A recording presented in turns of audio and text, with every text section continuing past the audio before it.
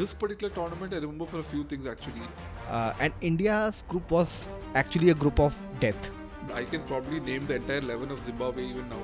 Core Sehwag memory is basically his knock against New Zealand. But he used to play the shot so well.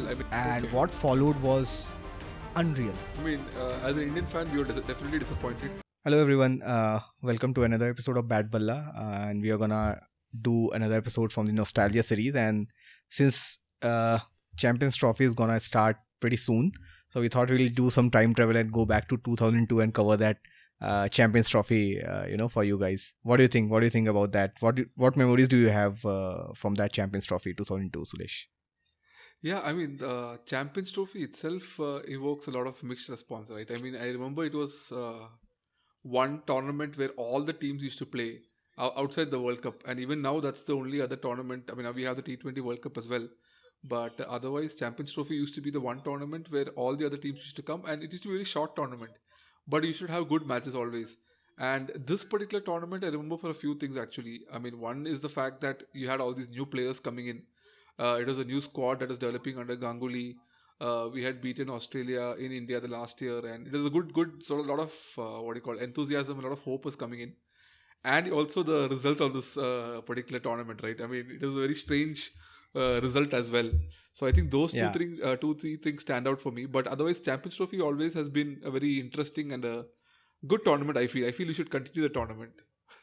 Yeah. I think that's a pretty valid point. I think before that, 2002, we had a Champions Trophy in 2000 where India lost to New Zealand in the finals, and at that time it was known as ICC Knockout Trophy, where India had beaten some top teams like Australia and South Africa, right?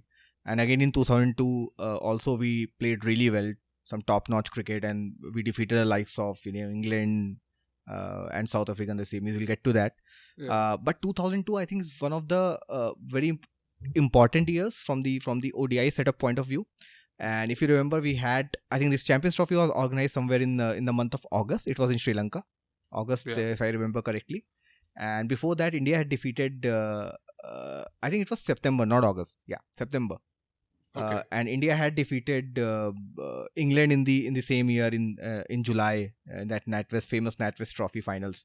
So Indian ODI team was like really gelled up, and they were coming really well. Okay. And we had we were supposed to play in a World Cup, in a World Cup in ready next year, 6 months down the lane. So I think all very, very happy memories from that point of view. And if we talk about the tournament, I think it was a very hard fought, very closely fought tournament. And it was a very difficult kind of mix, If you remember, we got four pools with 3 teams each. And only one team was supposed to qualify for the semis from each of the group. So technically how it was lined up was that there were 2 strong teams, and then there was a weaker opposition.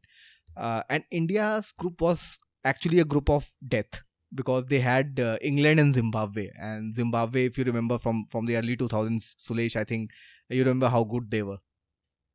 No, I think they would be better than England. I really, in 2000s, I used to consider Zimbabwe a better one-day team than England. England, even now, if you ask me, I can't recollect most of the players of that time. But I can probably name the entire 11 of Zimbabwe even now, because that's strong a team they were. And they used to probably reach the finals and semi-finals of 1999, where they beat us in the World Cup as well. So like you said, it's a group of death for sure. And surprising, right? No Pakistan, no India-Pakistan. Now in every major tournament you have an India-Pakistan, but at that time that was not the case. I think the major reason for that was there was not much of a hype like today. The hype was always there, but at least we used to play Pakistan more frequently. So probably that's why. And nowadays, I think it's like the agenda of ICC to have an Indo-Pak game, which is kind of annoying as well. Every time you sort of have to open up with, play the opening game against Pakistan. So as a fan, I think it's sort of annoying in a certain way, right? You get what I'm trying to say. And right? The fact that it's always on a Sunday, it's always the marquee first match of the tournament. And there's so much. You forget the whole tournament after that. The whole pressure, the whole hype is just on that one match. It's actually irritating, right? And it's a pure demand and supply situation, right? Because there is no other, like you said, there's no other matches otherwise. This particular one match is hyped so much, it probably takes a bigger shape than even the rest of the tournament, which is unfortunate because so many other good teams come and play, right? But teams like Australia, England and all is hardly hyped, and this one match is always hyped nowadays. That is kind of true, actually. if we deep dive into that tournament, I think there were some fantastic games. I remember there was a league game between South Africa and West Indies, where Mervyn Dillon, who was their strike bowler, and he got hit for a 6 in the final over, and South Africa managed to defeat them. And I think that was a heartbreak for West Indies. Otherwise, West Indies would have qualified for the semis, and we would have played West Indies and not South Africa. So a lot of ifs and buts were there.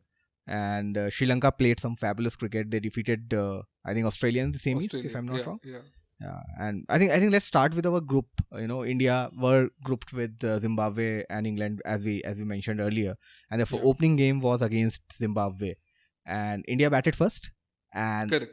If you remember that game, dude, I think we were struggling at 80 odd for 5, and then Rahul Dravid and Mohammad Kaif pulled off a great partnership and took India to 290 odd. And I think do you remember that partnership? I'm sure you do. Yeah, I do, and I'm just looking at the score as well. But I remember this match very clearly, actually. Like Zimbabwe always ends up producing these bowlers, right? I mean, who suddenly they'll come up in one tournament and they'll become the highlight of that match, and usually it's against India. I remember we had always against India. We had Oranga in the late 90s, and that one tournament in Sharjah. I have never seen him after that in any tournament. And it was this guy called Hondo, and Hondo, I remember. And Suresh, between Olanga and Hondo, there was this guy called Pommy Bangwa, who also had a fantastic game against India somewhere in 2001, if I'm not mistaken. So like you mentioned, always a thorn in the flesh. Fun for the Indian fans, and the commentator also is there now. But I mean, I think he dismissed Ganguly, Tendulkar, and we were like, "What the hell is happening?" And I think India were 87. He was running through the top and the middle order like anything, and and that was technically your last batting pair. By the way, I still don't know what value did India find in Dinesh Mongia. He used to over number 3. Throughout that season, like in the NatWest Trophy as well, and then in Champions Trophy as well. We took him in the World Cup as well. World Cup also, he was there in the World Cup as well. Yeah, man. Every time you get one baggage kind of player, like we had Vijay Shankar in 2019. Similarly, Dinesh Mongia was the guy. Yep.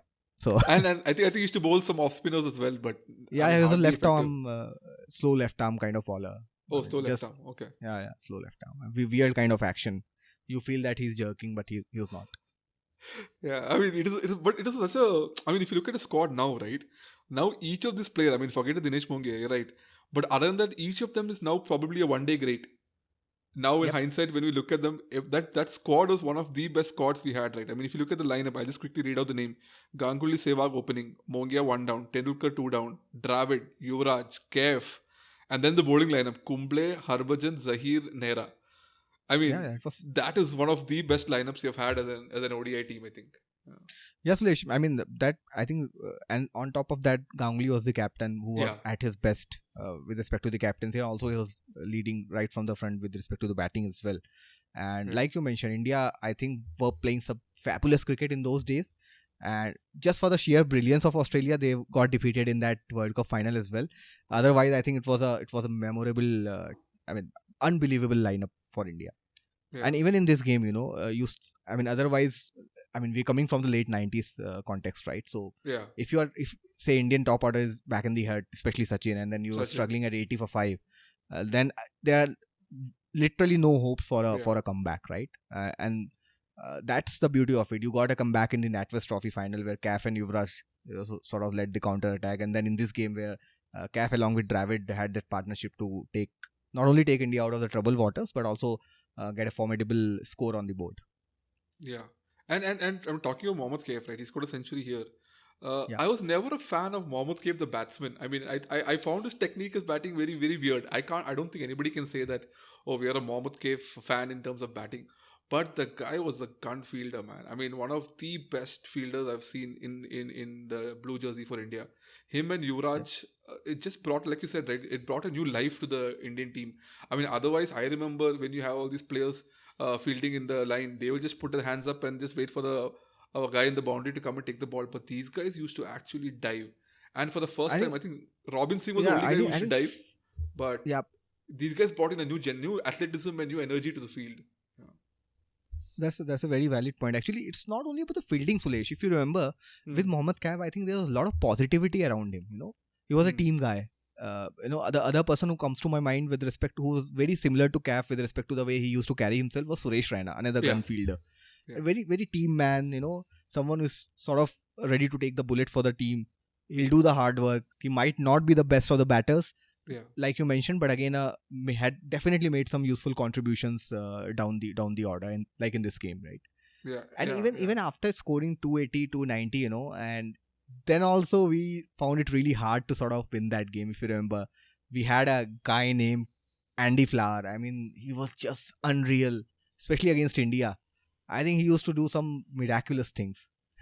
Yeah, I mean, easily if you even now, like I think we were making that list, right? ODI 11, modern versus great, and the Test 11 as well. Andy Flower is always featured in the list. I mean, he's one of the greatest wicketkeeper batsmen, at least of our generation, of when we used to watch cricket. I mean, we're watching cricket now also. I mean, I just not forget the cricket, the batsman, right? Yeah. No, you're saying, sorry. Yeah, I was saying that him and Grant Flower used to be like the pillars of the middle order batting, right? And especially Andy, the way he used to, he had the technique to defend, he had the technique to sort of counter attack when required. He used to tire the bowlers out, and he had the sort of temperament to play those sort of long innings in the ODI setup. I think he was just a magical talent. Yeah, and I mean, I know that they had that good, like you said, the good middle order with Grant Flower, Andy Flower. But that lower order as well, right? Marillier, Irwin, Heatstreak. I mean, Marillier was famous for that. I mean, now we call it a Dil scoop. But remember the shot called the Marillier scoop or Marillier shot. I don't know what it is called. And Zahir Khan used to be shocked. I mean, how do you play that shot? I mean, I remember Zahir getting very frustrated when this guy used to play that shot. And it is literally the first time you're seeing somebody play a shot right on top of your head, right?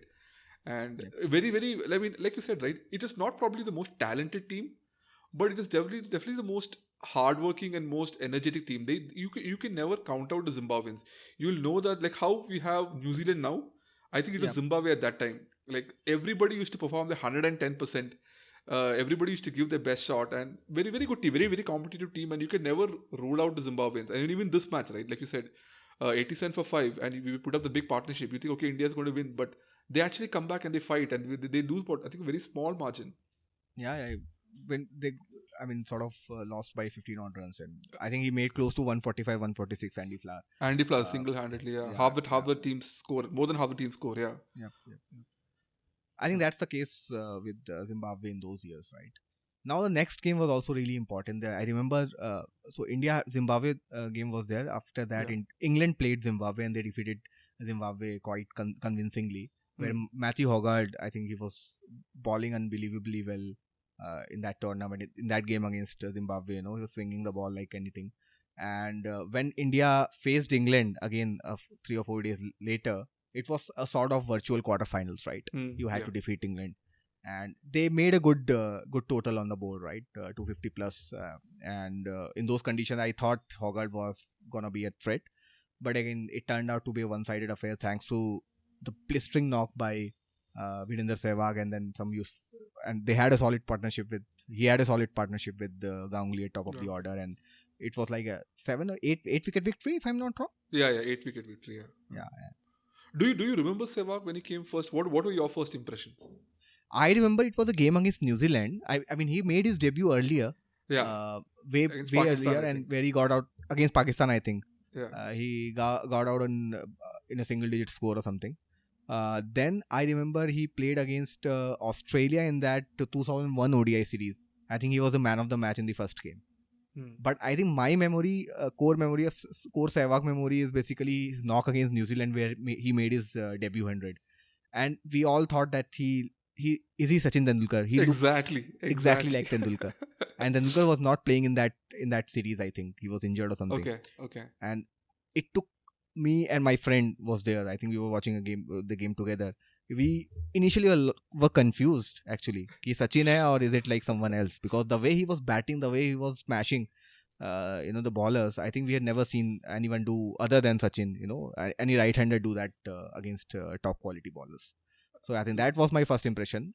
But again, I think 2002 was the breakout year for Sehwag, if we can put it in that way. He had a great tournament in England. Then I think in Champions Trophy he was the leading run scorer. I think this particular knock again was, he just blew the English attack away, and there was no comeback for them. Yeah, no, I mean the same what do you call it, feelings for me as well. I remember watching Sehwag for the first time and I'm like, shit, this is Sachin Tendulkar. This is exactly a Tendulkar copy, right? And you would think, okay, when you always think copy, you would think it's inferior, right? I mean, how can somebody copy it? It doesn't look Yeah. good. But he used to play those shots so well. I mean, he used to play the cut, he used to play the drive, he used to play the on drive, and mostly a lofted on drive. And it used to feel so good. I mean, it's such a refreshing change. And like you said, right, it's not just having the shots, but an attacking, aggressive mindset as well. Yeah, And the that hand-eye is so good to coordination, I see. think, was Yeah, right up there with him. correct. I agree. And such a refreshing change. I mean, this particular innings as well, right? I'm looking at a scorecard 126 and 104 balls. And Yeah, yeah. 2002 at scoring at almost a T20 strike rate of now 120 strike rate. Phenomenal. I mean, we were so blessed to have. I mean, once Tendulkar got down from the opening, primarily because of Sehwag's talent, so blessed to have Tendulkar and Ganguly as a opening pair. Ganguly was the most sedate player in that opening pair, but completely offset by Sehwag's aggressive nature. And Yeah. a lot of matches we have won because of this particular opening partnership and because of Sehwag's aggressive nature. And this is one example. Like we won easily by 8 wickets. I think another thing to note here is the target was 270 and we chased it in 39 overs. I Yeah, mean, with yeah. 10 overs to spare, that's crazy I think for he a. just murdered everyone. Literally, Yes. butchered the bowling. Yeah. And I think since you mentioned about that opening uh, partnership thing, right? Mm. Tendulkar and Ganguly used to be a thing, in Yeah. the late 90s, even till the time Sehwag sort of made a mark. I think it was Mm. a good headache for India. And actually, uh, even in this tournament and even in the early parts of the World Cup, India used to open with Ganguly and Sehwag, and Tendulkar used to come at number 4. But I think that number 4 was not suiting him, and took India some time to sort of figure out that okay, Tendulkar and Sehwag will open, and probably someone like a Ganguly can come at number 3.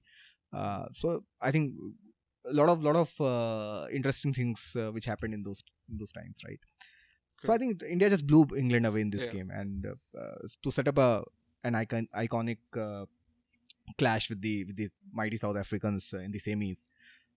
Man, I don't know what's wrong with the South African team. Again, in 2002, they were top notch. I think probably one of the favorites, as they always were. And India, again, they sort of somehow figured out a way to manage to sort of reach that 250 260 mark. And I don't remember much of an impact from the batting point of view. I think Sehwag gave India a good start, Yeah. but somehow they were not able to capitalize on that start to make a very big total. Yeah. I can see that Yuvraj scored a 62, Dravid with a 49.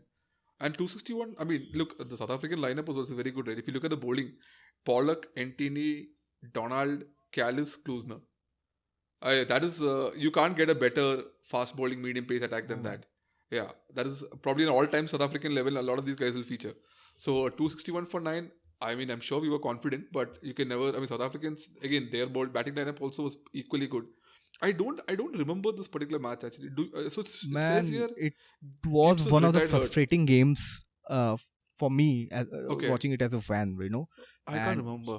yeah. So I mean, this match is as fresh as anything in my mind, Okay. And I remember India made 261, and you got an early wicket with Yuvraj Singh taking that fabulous catch of Zahir Khan's bowling, to get Graham Smith out. Okay. And after that, I mean, it was so damn annoying, the way Gibbs and Callis batted. I think there was a time when we all felt that okay, it's gonna end very soon. India's gonna lose by 9 wickets or something, Yeah. and then something happened as if every time South Africa plays a knockout game, something out of the world happens. And here, someone who was batting so well, Herschel Gibbs, who already had scored 100, and he had to retire hurt. And Okay. what followed was unreal. I mean, South Africa being South Africa, they completely choked. I mean, before that, I'd seen South Africa crumbled in that 99 World Cup semis, right? Yeah. But this was at a different level. I mean, just imagine they were like 184 for one, when I think 180 or 185, It's something saying like that. 192 for one. Yeah. 192, okay. And they only needed like 60 odd runs, 65, 70 runs, Yeah. at a run rate of around 5.5 or 5.8, more than run a ball, better than run a ball for them. Mm-hmm. And then they just found a way to crumble, and somehow India found a new bowling hero in Virender Sehwag, other than Harbhajan and Kumble, obviously, and he just did not let anyone score. And by the very fact that someone like a Klusner was clueless in that game. Uh, He struggled to connect the ball, and then Callis was also there, who made 97 odd and got out in a final over, but they were just not able to score. And plus the pitch in Colombo as well, if you remember, yeah, Suresh, in yeah, those yeah. times, it used to slow down a lot. Correct. And when the moment somebody like Gibbs got out, who was well set, it was really hard for the new batters to sort of do that sort of scoring, And also I don't remember what was the due situation in that game. That I don't remember, to be honest. But the ball was not coming onto the bat, and I think Indian Ganguly did a fantastic job with the captaincy as well, utilizing the part-timers like Sachin, if I can call them part-timers, and Sehwag. And India just choked South Africa to win that game. I think that was unreal. Yeah, that's crazy. I mean, like you said, right? 190. I'm seeing the score 192 for 1, and then it's 194 for 3. In a span of 3 runs, they lost 2 runs, they lost 3 wickets, and then, like you said, they never really came back. I mean, what a Look at brilliant the move way, by if you Ganguly then. watch the highlights, no, Sulesh, Yeah. you'll see, you will be surprised to see the way someone like a Klusner was struggling in this game. It was amazing to watch as an Indian cricket fan, for sure, but a little surprising as well. No, so it also shows the importance of all these batsmen coming in and rolling in the arm, right? Which we don't have Which is right now now. It's India's problem, actually. Yeah, and if I'm seeing the bowling lineup, the bowling scorecard, Sehwag bowled, Tendulkar bowled, Ganguly bowled, Yuvraj bowled. That's proper 4 batsmen who were actually bowlers and who could at least bowl 10 to 15 overs. And Sehwag took all those crucial wickets as well. I think 3 wickets for 25 runs in 5 overs. We don't have the luxury now. I mean, and all these guys the thing is, what's the advantage? Okay, one, the fact that you can fill in the overs when the bowlers are tired and the bowlers are out of form. You can come and get a bowler from over from a batsman. But another part is all of these guys are batsmen, right? So they know how batsmen think. So at that point in time, they know it's difficult to play the slower ball. So Sehwag, I'm sure, would have just kept on looping in with the really slower balls, and a Klusner would have struggled, right? So that's how a typical batsman thinks. These guys know. So that also helps. Yeah, I mean, we're missing on that right now. That's big a very, time.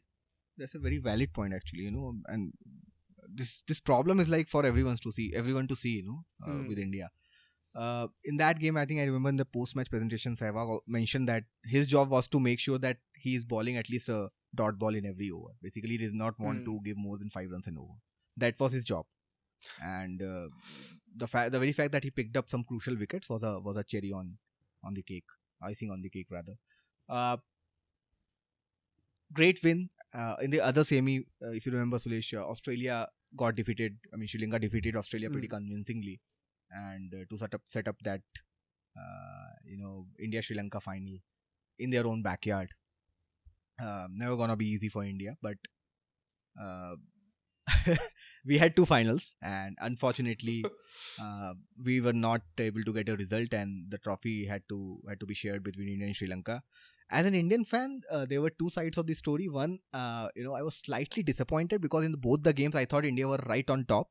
Exactly. In both the games, India fielded first, and in the first one, I think they were chasing something around 240, and in the second one, they were supposed to chase something around 220 odd. I, as a fan, felt that India had a great opportunity to win that tournament, especially in the second semi-final. They also got a decent start, some 30 odd for one, where India, Sehwag was looking in fine nick. But again, the other side of the story is that you never know with Sri Lanka, those kind of wickets, and in their own backyard with Murli and the like Chaminda Was and all those guys coming into the picture. But probably I'm sure you also sort of resonate with that feeling. We would have liked to see either of India or Sri Lanka lifting that cup, because it was such an anti-climax for that amazing tournament. It gave us some great games, and unfortunately we're not able to get a single winner from them. Yeah, no, I remember it very clearly, and as a fan, just being so disappointed, right? See, the thing is, okay, I agree. At that time, I wouldn't be too happy facing Sri Lanka in the finals, because I know probably they were a superior team overall, at least towards the end of the decade and early part of 2000s. But the fact that we dismissed them for less than 250 in both the innings, or at least we restricted the score, that gave us big hopes. And like you said, right, with Sehwag being in such good form, you always thought that these sort of scores could be chased down. And I remember feeling very disappointed as an Indian fan. Come on, like, this tournament can't end in a tie. Somehow can you have a result, or now you have those reduced overs, right? But that time they didn't have it. And you also, now in hindsight, if you think September hosting a tournament in Sri Lanka, monsoon times, What is the smartest thing to do? I don't know. ICC But doing an ICC over there. exactly. So crazy. I mean, it's just heartbreaking for an Indian fan. And but even if you let's quickly just look at the Sri Lankan squad also, right? I think they were also coming up with all the young players with Sangakkara and Jayawardene Yeah. coming through. I can see Sankara as a keeper. He scored a 54 in the final also, along with Jayawardene. So they're also coming up with like a new leadership, moving away from the Atapattu, Jayasuriya, De Silva era to a Yeah, new era yeah. coming in with these guys. So very exciting I tournament think for a fan as well. Yeah. I would also like to highlight one more fact that although I mean, like you mentioned, that they were a pretty good side, but I still feel that in those times, India as an overall squad were superior than Sri Lanka. Yeah. And if you remember in that NatWest Trophy, the third team was Sri Lanka, and they were never in the game, right? They lost all the games against India, if I remember correctly. Again, in 2003 World Cup, when we met them in the Super 6 game, I think we were able to defeat them quite convincingly. Yeah. And the only advantage which Sri Lanka had was it was happening in their own backyard. So there is always that uncertainty with respect to that. Otherwise, I think while collecting the trophy as well in the post-match presentation, you see that Jayasuriya had that beaming smile on his face, but Ganguly was sort of looking disappointed while collecting the trophy along with Jayasuriya. Correct. No, I mean, as an Indian fan, we were definitely disappointed. But great tournament overall. I think the fact that see, there were a lot of debates, right? Do we need a Champions Trophy or not? What is the purpose of this tournament? It's mostly a knockout, and if a good team gets out, then there's no much interest in the tournament. But at that time, as fans, you were so happy to see all these teams come together and play, even if it's a small tournament. All these teams come together and play. Now, I mean, IPLs are there, and all these players keep playing with each other. But as a fan in the early 2000s, and when this tournament came up, we were so happy. I mean, I remember, and a lot of stars came up, right? I mean, Yuvraj, Sehwag, they all came up with this tournament. So I was happy that we had a Yuvraj, Champions Zahir Trophy. Khan, both for the 2000 Knockout Cup product. Exactly. Correct. They made a debut in 2000. Yeah, correct. Yeah. I think Sehwag top scored in this series, if I'm not wrong. Yeah. Sehwag was the top scorer in this 2002 trophy. Yeah. No, I think fair point. I think, and I just hope, and there have been a lot of uncertainty, a lot of questions around this Champions Trophy as a concept going ahead. First of all, this 50 over thing is also under scrutiny. And we are gonna have this trophy after 8 long years. We had the last one in 2017, and plus there are also so many controversies around the same with this, whether venues are not ready, then India's participation and everything. Let's just hope that this turns out to be a great tournament. I think it's really critical with respect to the future of the ODI cricket, and I just hoping against the hope that India does something magical in this one. Yeah, true. I mean, I know I'm not sure about Bumrah if he's playing or not, but otherwise, doubtful. Yeah, otherwise, I really want to see a resurgence of Rohit and Kohli. I want to see them back in form, and no better format than the ODIs, right? I mean, they've had a great World Cup 2023, and I hope they come back with that form and show that we are one of the best teams playing this format. Yeah. I think with that note, I think we would like to end this episode, and I think we'd want to cover a lot of episodes or a lot of those iconic matches from the 90s and 2000s. Please do let us know if you want us to cover any specific match. I think we'll be really happy to do that. And keep liking, keep following, keep subscribing. Thank you so much, guys. Thank you. Bye.